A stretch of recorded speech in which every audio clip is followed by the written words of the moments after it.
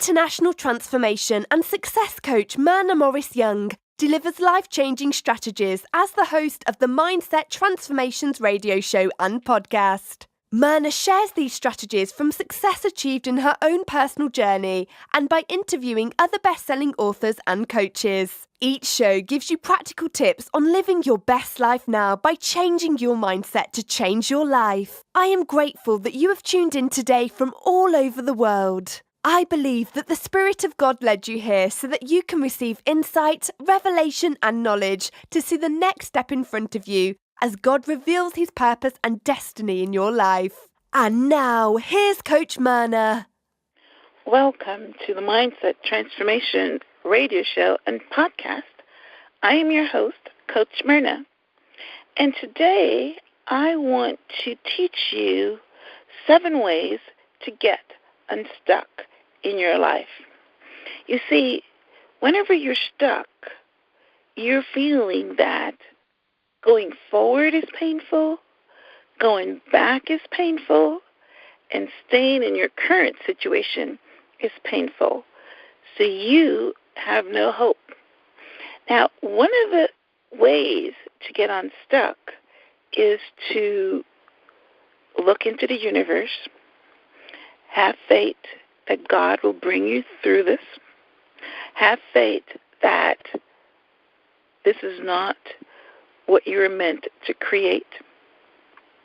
But I want to have you listen to this recording, that one of the ways that I feel that you can get stuck is by listening to wrong counsel. So I will go ahead and play this for you, and then I will come right back.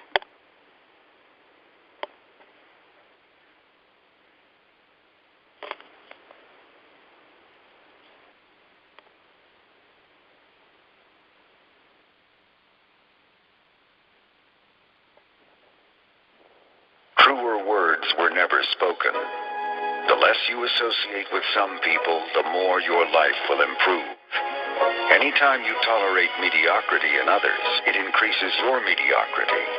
An important attribute in successful people is their impatience with negative thinking and negative acting people. As you grow, your associates will change. Some of your friends will not want you to go on. They will want you to stay where they are. Friends that don't help you climb will want you to crawl. Your friends will stretch your vision or choke your dream. Those that don't increase you will eventually decrease you. Consider this. Never receive counsel from unproductive people. Never discuss your problems with someone incapable of contributing to the solution, because those who never succeed themselves are always first to tell you how.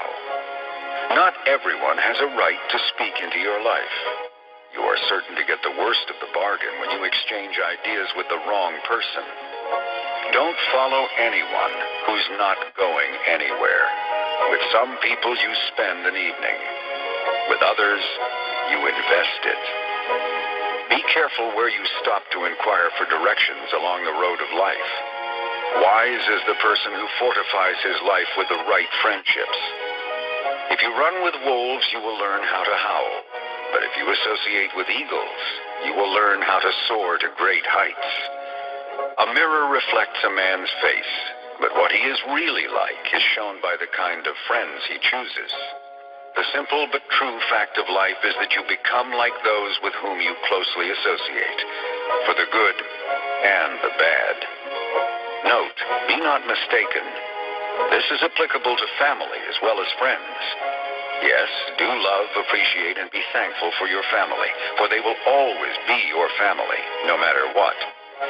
Just know that they are human first, and though they are family to you, they may be a friend to someone else and will fit somewhere in the criteria above. In prosperity, our friends know us. In adversity, we know our friends. Never make someone a priority when you are only an option for them. If you are going to achieve excellence in big things, you develop the habit in little matters. Excellence is not an exception. It is a prevailing attitude.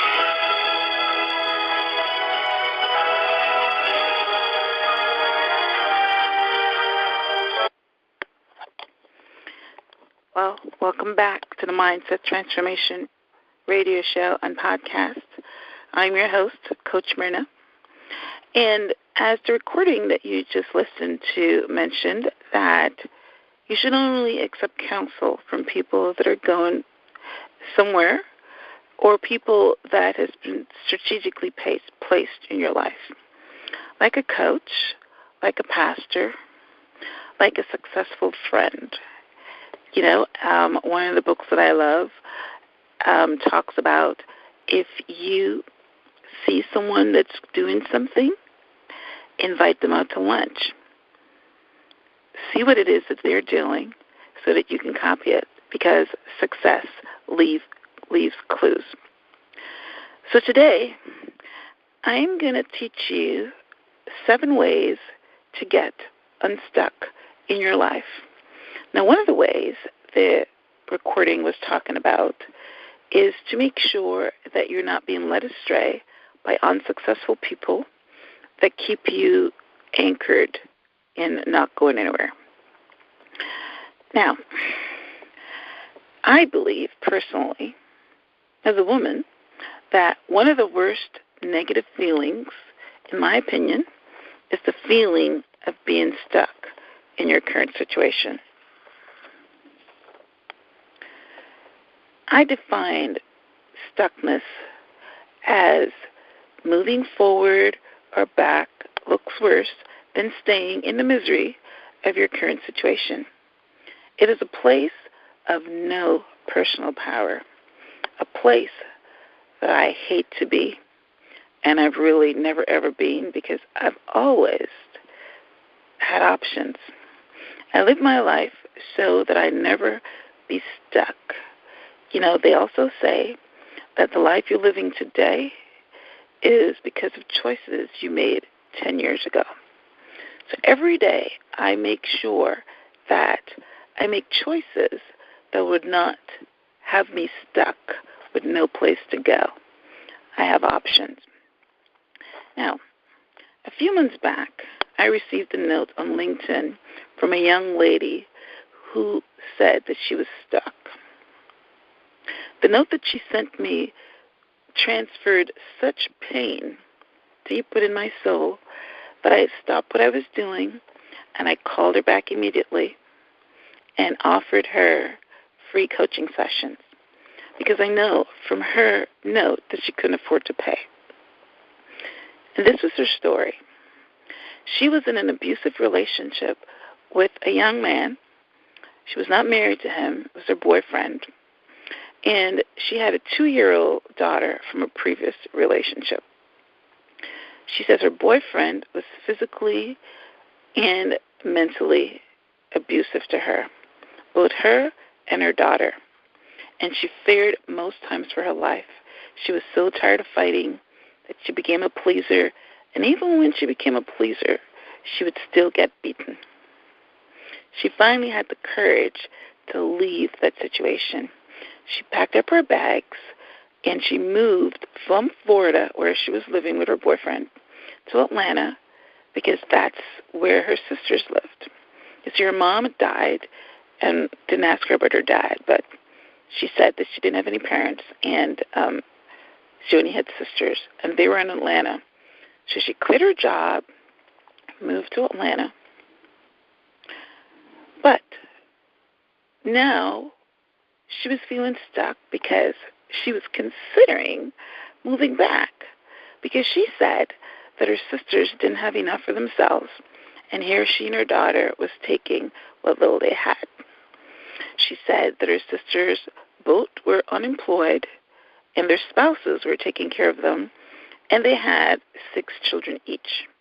So she felt like an imposition.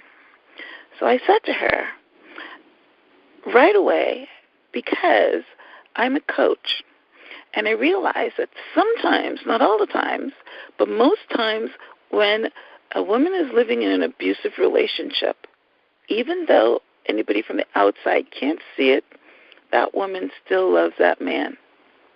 So know what it is. It's life.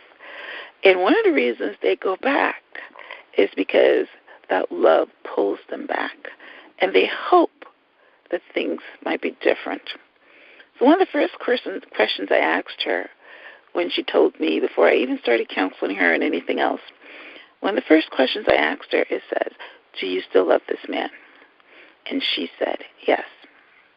So I brought her attention to what I think her brain was doing. I said, your brain wants you to go back to that situation because you love this man and you miss him.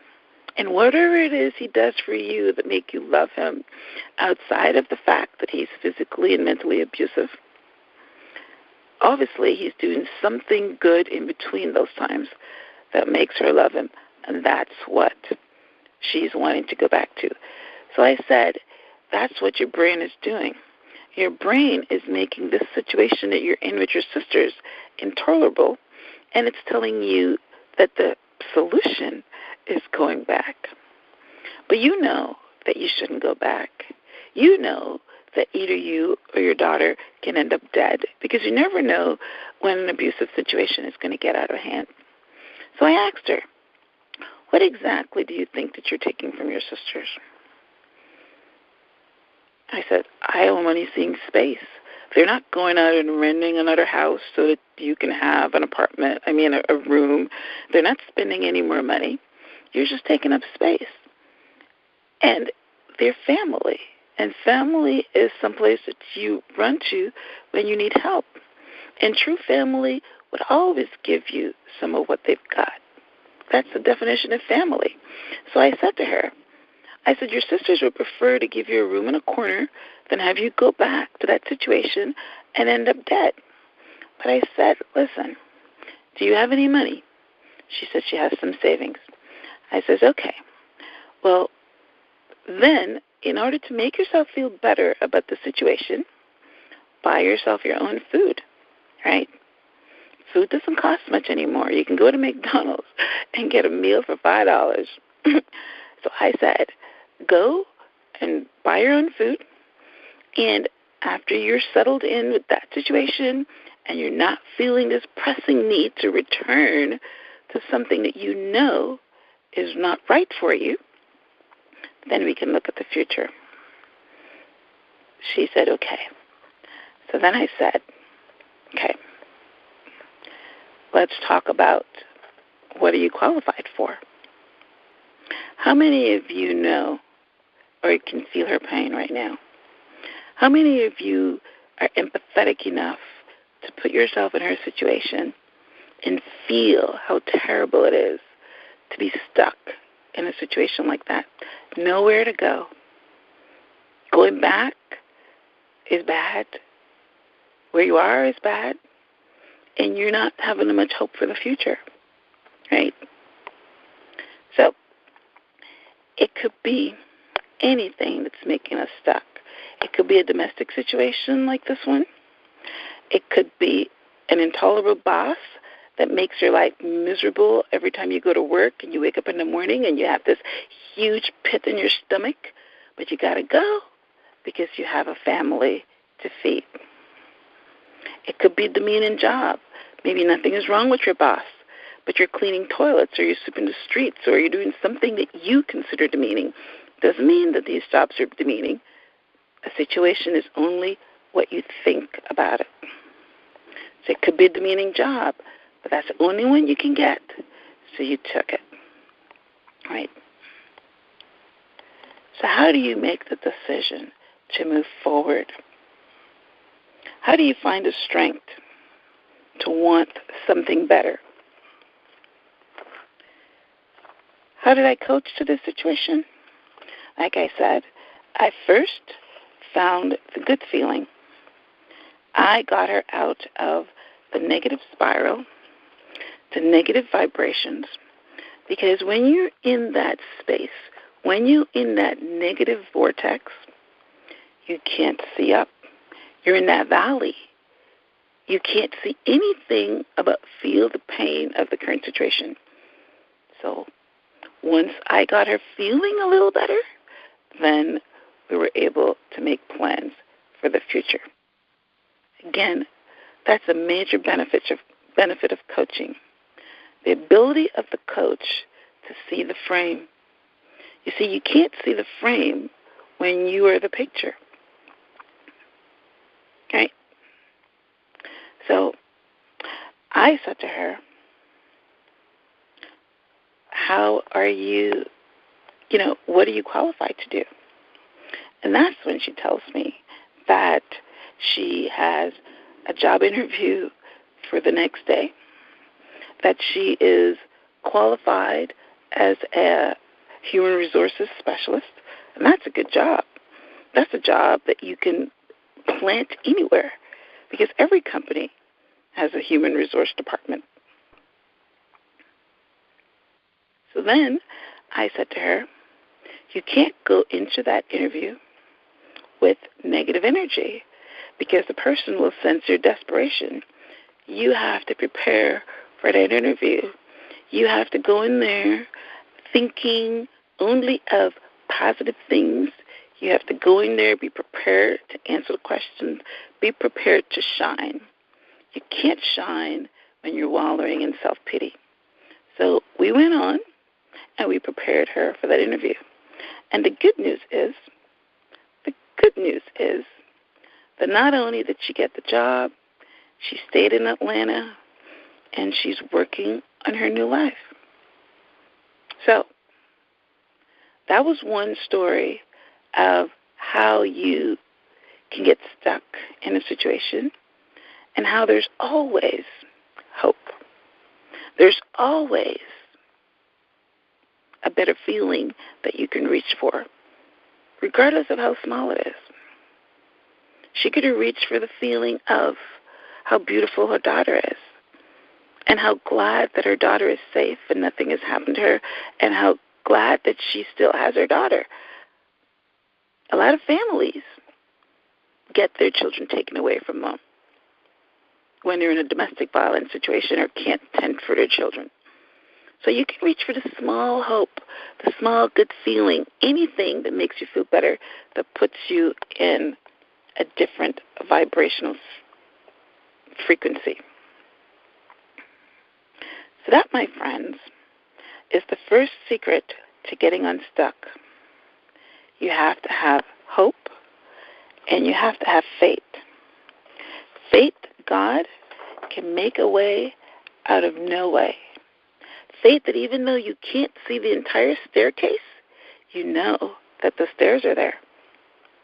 The message of faith is in the story that you can't think that God intended for you to live in an abusive home, being dependent on an abusive man for your survival. You have to be able to get out of the valley and see the light at the mountaintop. You have to know in your heart that you were meant for more, to be more, and you have to want more for your children. Once you find positive energy, things will begin to open up. Opportunities will come your way. God will open doors shut by the devil and by your negative emotions. Because whenever you think about what you don't want, whatever you think about their bad life, whether you think of all the bad things that are happening to you, what you're doing is attracting more. The only way to attract positivity or to attract goodness or to attract abundance or to attract light is to be light, to be grateful for what you have, to think positive, and to have faith. So we're going to take a quick station break, and we'll be right back with the second way to get unstuck in your life. Be right back. Welcome to Mindset Transformations Radio Show with your host, Coach Myrna. Do you feel the need to do more with your life? Are limiting beliefs holding you back from true success? Enjoy a unique blend of interviews, discussions, and transformation coaching in every show. Get the tools for success. The Mindset Transformation Radio Show with your host, Coach Myrna. Welcome back to the Mindset Transformation Radio Show and Podcast. I'm your most gracious host, Coach Myrna, and today I am teaching you 7 ways to get unstuck in your life. The first way we talked about is having hope and faith and finding the strength to reach for the better feeling, not the best, but any feeling that is better than the one that you're currently having when you're feeling stuck. The second way to get unstuck is to move that energy around. The universe is made up of energy. We are a bundle of energy. When you have stuck energy, it not only causes disease, but also it causes you to sit on the couch like a lump of coal. You don't have the energy because your energy is stuck. You don't have the energy. You don't feel like doing anything. You don't feel like going anywhere. But you have to force yourself to get off that couch. You have to do something, anything. Go for a walk, clean the house, call somebody, go on the internet. You got to do something. Do it until you feel like doing it. People are always talking, but they're not motivated to do this. They're not motivated to do what? Do that. But guess what? If you do it anyway, sooner or later, you're going to get past that blockage and you're going to be motivated. So do the things you don't feel like doing until you feel like doing it. Another client of mine got fired from his job. So he sat around all day with hurt feelings, blaming his boss, blaming his friends, not feeling support. He gave them all his energy. He put his life on the line every day, and these people did not support him. And every moment he got, he talked about it, recreating it. You know what? You have to get over it so that you can get on with it. Don't let tragedy destroy you. This life is always going to have challenges. You are going to have challenges until you're dead. Because that's the only time that you're not going to have challenges. So don't stop. Continue to stay busy. Continue to work your plan. Take small steps if you can't take big steps. Be conscious of the automatic negative thoughts that don't take any effort on your part. They come naturally, like weeds in your garden. But if you want to grow rose bushes or orchids in that garden, you know that it takes special effort. You know that it's a process. Similarly, being stuck in something like what someone did to you is natural. Feeling angry when your kids are ungrateful for the sacrifices that you made for them is natural. Being tired after working at your job, being fired after working at your job for 10 years, never taking time off to go to your kids' soccer matches or dance recitals. Your kids grew up without you being there because you were committed to that job and that company. And they fired you after 10 years. So what are you going to do? What job are you going to look for? It's natural to get angry. Feeling vengeful at the betrayal of your spouse is natural. Nobody's saying that you're a saint. Nobody's saying that you're a robot. Nobody's saying that you shouldn't get angry. No one is saying that you probably want something to knock that spouse down somewhere. But it's natural to be angry, hurt, disappointed, vengeful. But it's extremely important not to stay there. You know what they say? Being hurt or being spiteful or being angry or being vengeful at someone else is like drinking poison and expecting the other person to die. So when you're bitter and you keep drinking that bitter pill every day and thinking about it and replaying it in your mind, it's worse for you. That person is going on with their life, not even thinking about you. And you are spending a whole lot of time thinking about them. It affects you, not them. You're the one that gets sick. You're the one that gets diseases. So feel your pain and move on with it.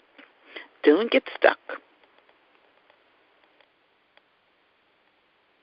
It's extremely important not to get stuck with your negative emotions. You have to get over it and move on, because guess what?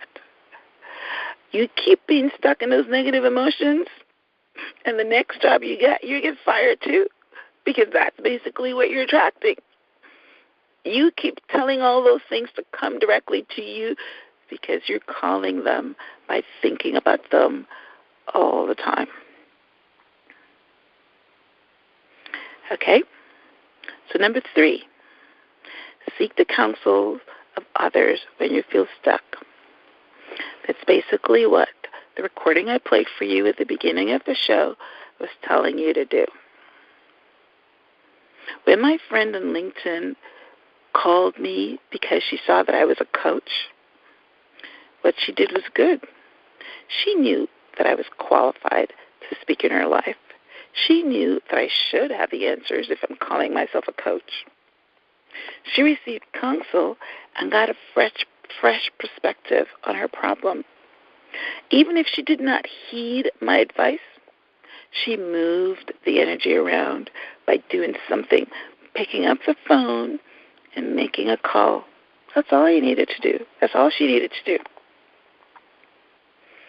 It could be, when I was growing up, they said you can seek the counsel of elders. Elders are supposed to be wise. If you have a pastor, that's what he's there for. You go and you have a session with him, and he will tell you the biblical way to get over your problem, because the Bible is a blueprint. Any answers you need is right in there. It's not always clear because the Bible is written in parables, but the pastor can decipher it.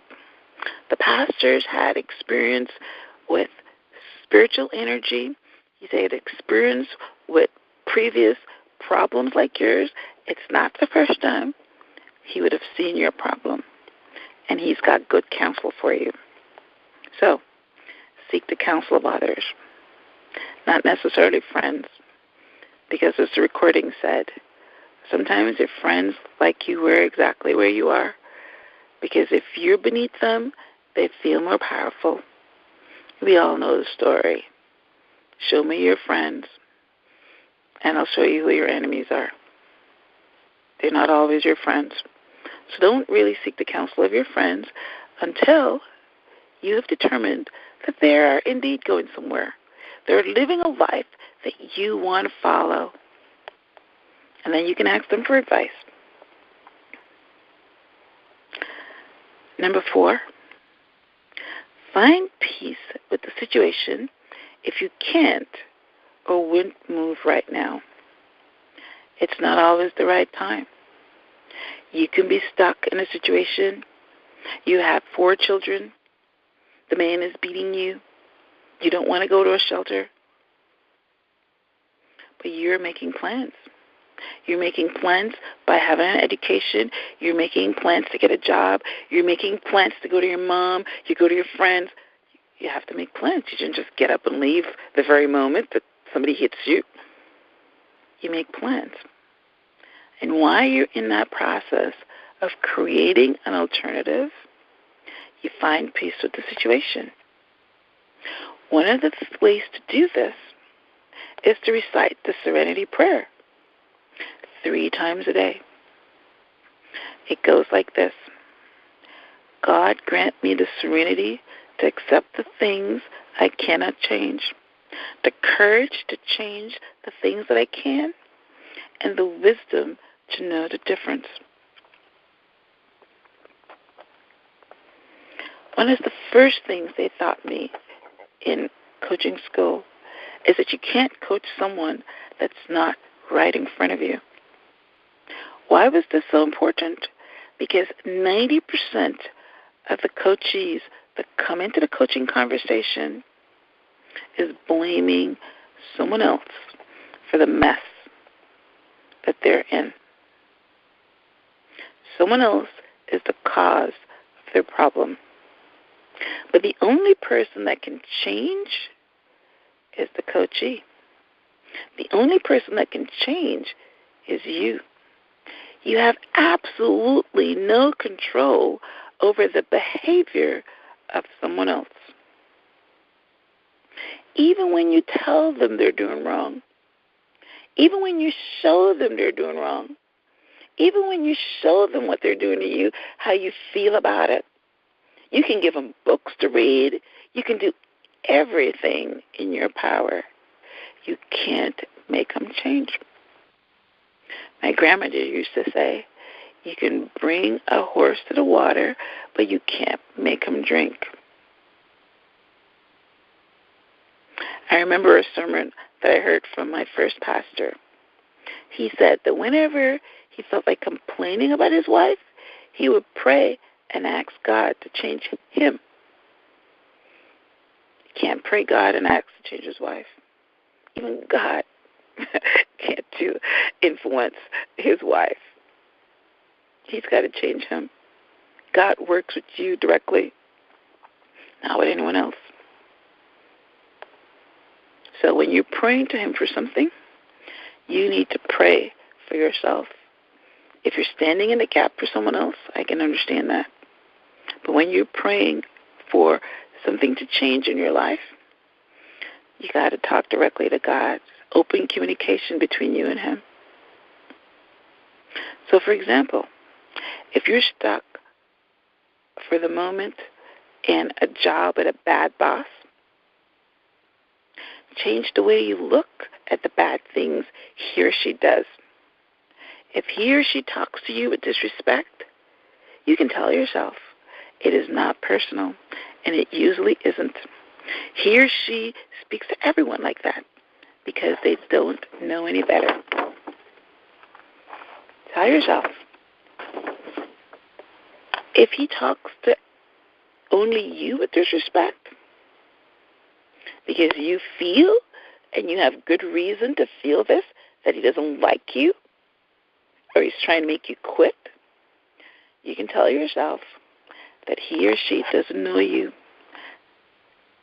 because all they see is the person who comes to work, and they don't really know you. They know the job you do at work, but they don't know you personally.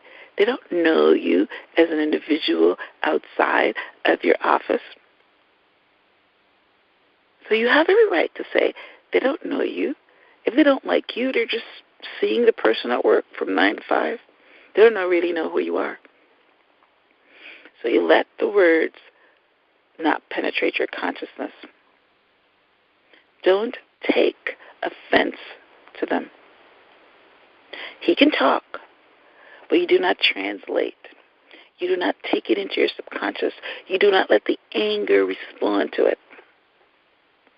Let it be just noise.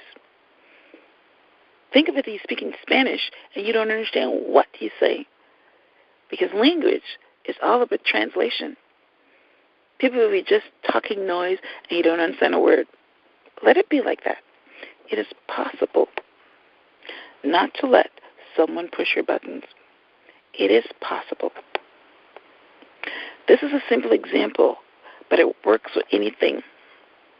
It is also called the law of allowing, and it especially works in intimate relationships.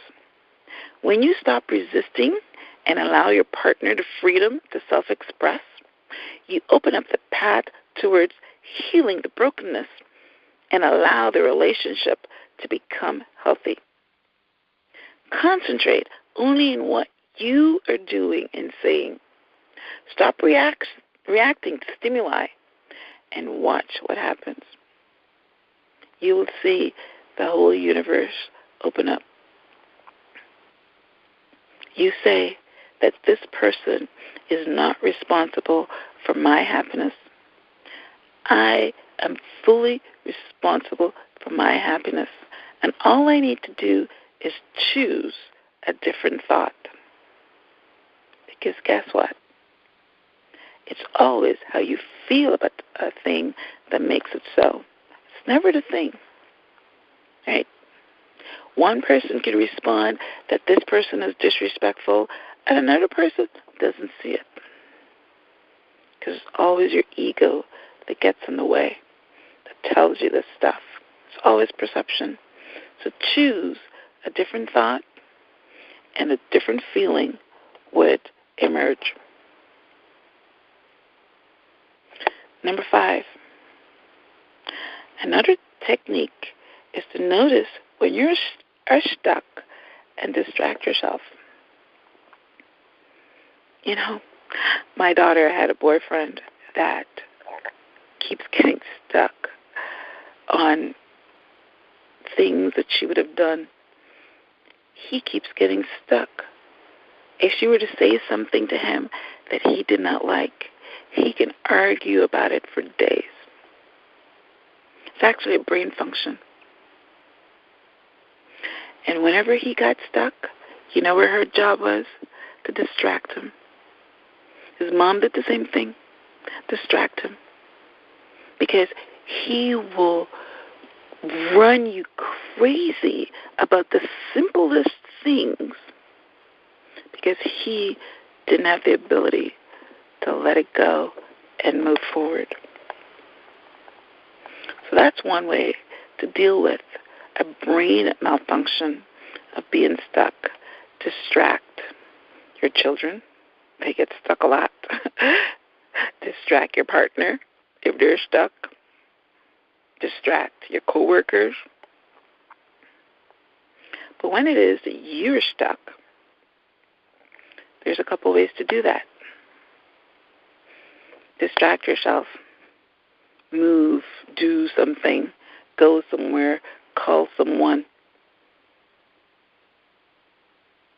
Watch a movie where you don't have to think. Watch television, read a book, take a bath. Come back to the problem later. It'll probably still be there. But just come back to the problem later. You can do some mental work. What are your options? What are your solutions? Write them down. Get a piece of paper and brainstorm. Write out all your options and what you think the solutions are. You don't have to pick them. The universe will do that for you. Sometimes when you're sleeping, you'll wake up and you'll have the answer if you can't make a decision. So write it out.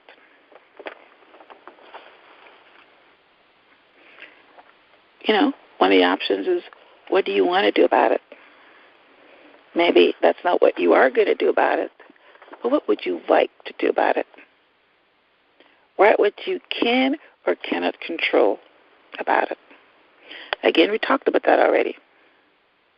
You can have a situation where you're doing everything that you can do, but the other person is not cooperating. You can't control it. So what are you going to do about it? We talked about this already. Choose a different thought. Maybe choose a different path. Come at it from a different angle. What is it you can do? What are your options?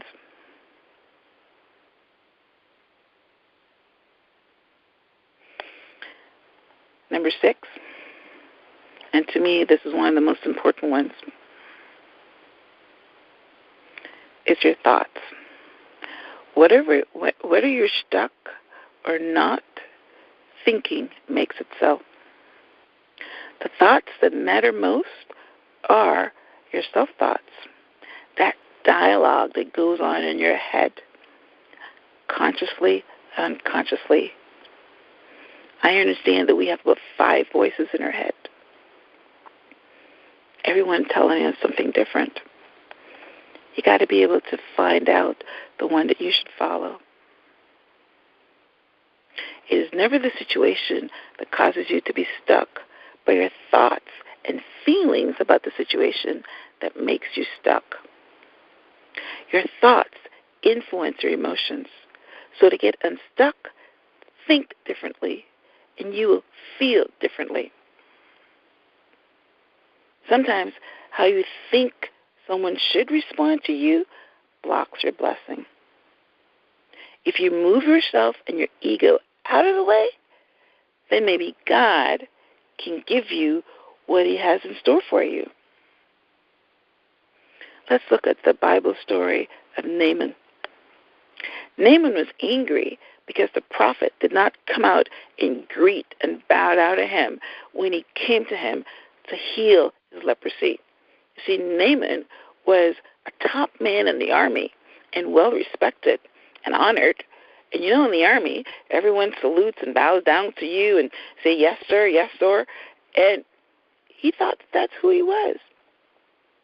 So when the prophet, instead of coming out and standing on ceremony and greeting him, just sent his messenger out to tell Naaman to go wash himself in the River Jordan 7 times and he will be healed of his leprosy, Naaman went away angry because he felt disrespected. That word again.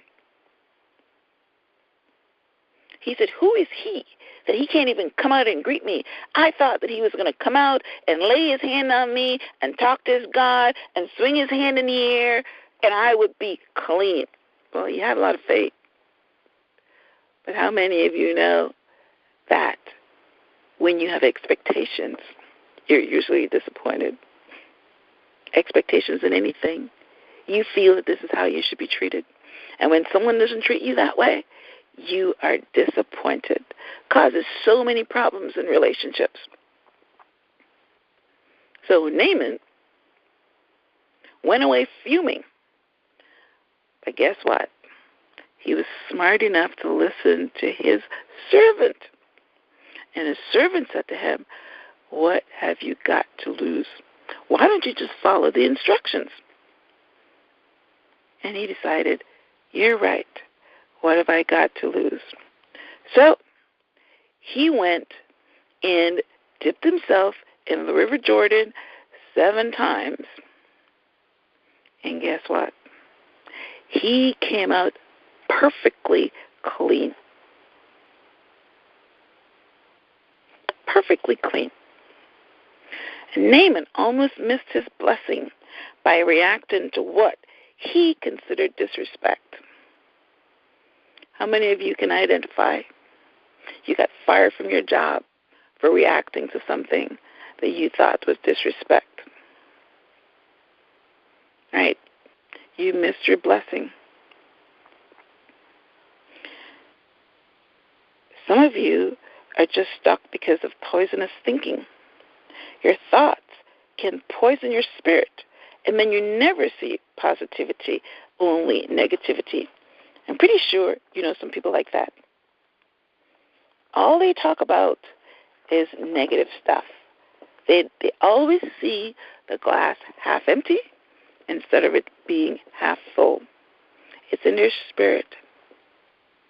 They keep going back to the past and saying nothing good ever comes of anything. Everybody is a liar. Everybody is a crook. Everybody is out to get me. And guess what? They're usually right. I remember this story of this monk that people would come to him and they would say, you know, the first guy came to him and says, what kind of people live here? He was thinking of moving. And the monk said to him, what kind of people lived where you were coming from? And he says, they're all a bunch of big fat liars. And the monk says, well, that's exactly what you'll find here. The second man comes up and he says, hey, I'm thinking of moving. What kind of people you think live here? The monk said, what kind of people live where you're coming from? He said, they're all a bunch of thieves. And he says, that's exactly what you'll find here. Third guy comes and he says, hey, monk, what kind of people live here? I'm thinking of moving. The monk says, what kind of people live where you're coming from? He says, oh, they're all sweet and beautiful and generous and full of community. And the monk said, that's exactly the type of people that lives here. He says, okay, great. What this story points out that however you see people is what's going to show up. Neapolitan Hill says it like this: as a man thinketh, so is he. Shakespeare puts it quite another way. He says, nothing either is good or bad, but thinking makes it so. So guard your thoughts. Guard the garden of your mind. Don't let negative thoughts grow in there as weeds, because they would snuff out all your light, and the flowers can't grow. The flowers can't get the light. You leave the weeds unattended, and they grow extremely fast. Before you know it, you're just laying around on the couch having a pity party. Guard your thoughts.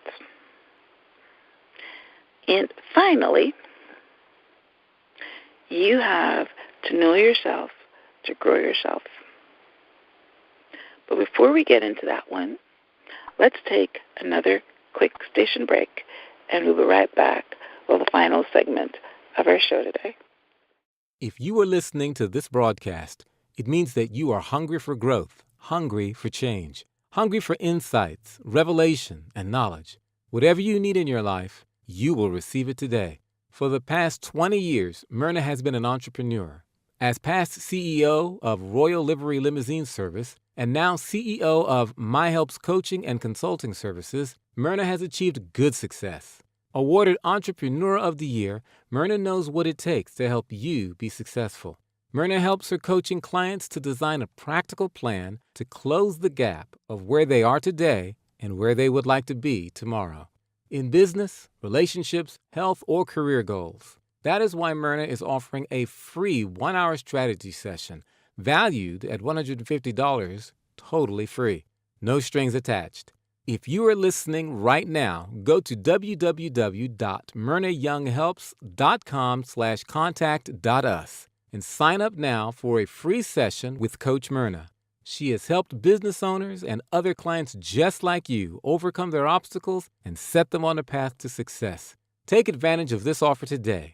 Go to www.myrnayounghelps.com/contactus.us right now. Welcome back to the Mindset Transformation Radio Show. I'm your host, Coach Myrna, and we have been talking today about 7 ways to get yourself unstuck in life. Because you have to have movement. You have to be going somewhere. You can't be stuck.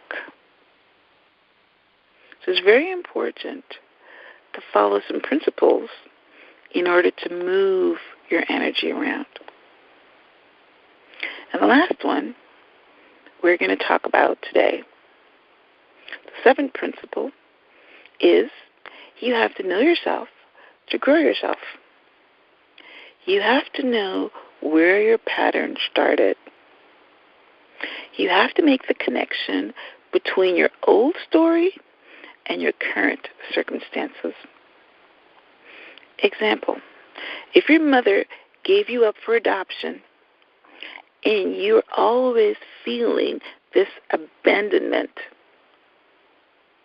and this feeling of abandonment is keeping you stuck in low self-esteem.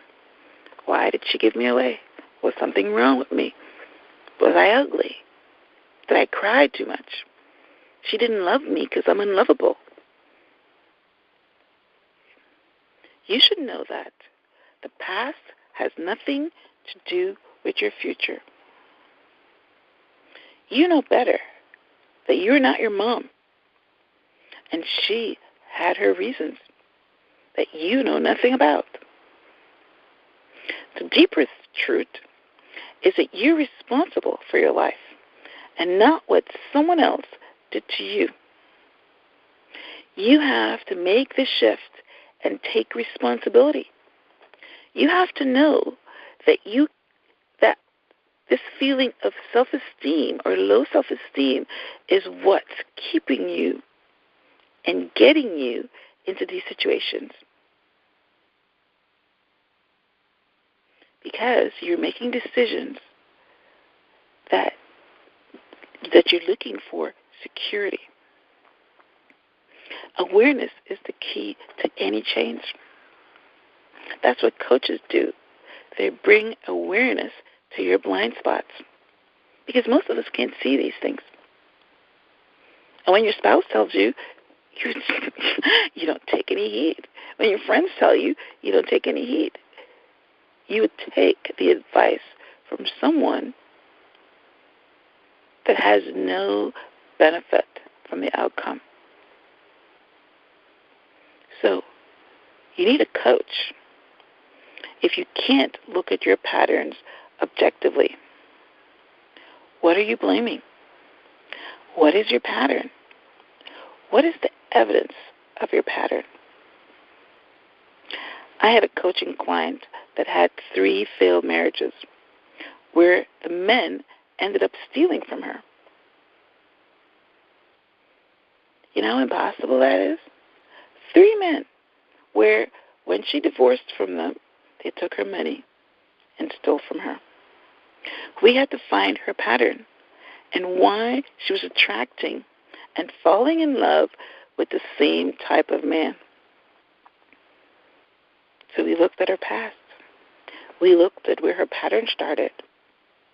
We discovered that she loved and admired how her dad took care of her mom and paid all the bills. She had a good role model, and she wanted to duplicate that. So whenever she was looking for a mate, she was looking for a man that can be like her dad, a man that can pay the bills,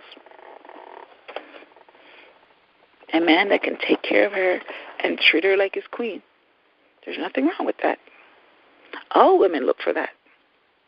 But when you make it your focal point and pigeonhole it, a lot of times you attract just the opposite. Because life is all about opposites. You can't know good until you've known bad. You can't know hot until you've known cold. You can't know light until you know what darkness is. So what happened to her is looking for a man to give her security.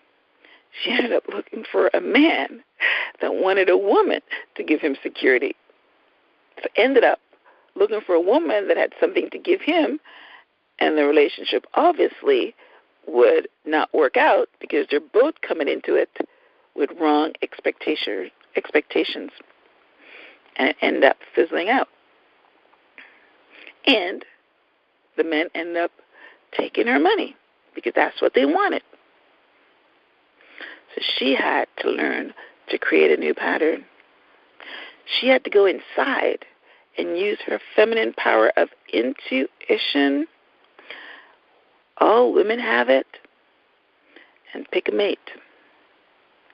She had to listen to her inner desires and not her outer desire for material things. And when she shifted her pattern and created a new one, she actually acquired her goal. Isn't that how life works? Now she's in a relationship where the man sends her flowers all the time, where he takes care of her, and all she had to do is let it go and let the universe pick. Now she tells me that she's in the best relationship of her life.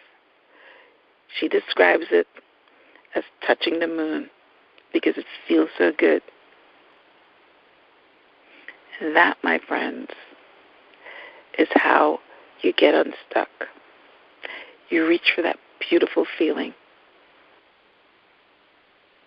In wrapping up, I want to say thank you for tuning in to the Mindset Transformations Radio Show with me, your host, Coach Myrna. It was just me and you today. But every week, I interview guests that can speak into your life. Guests who can help you move that needle to reach for a better feeling, to reach for a better life, to reach for a goal, to reach for prosperity, to reach for success. And that's what we do here on the Mindset Transformations radio show. Because normally, in order to move the needle, you have to change the mindset about some limiting belief. So tune in next week at this same time. If you would like to listen to one of my past recordings, all my shows are on my YouTube channel. Look for it under My Helps, which is MYHELPS. The shows are also on my personal website, MyrnaYoungHelps.com, under video blogs, and that's MyrnaYoungHelps.com. If you would like to be a guest on the Mindset Transformation Radio Show, you can email me at info@myhelps.us or call me at 866-569-3182. Once again, thanks for tuning in, and I want to let you know that God loves you.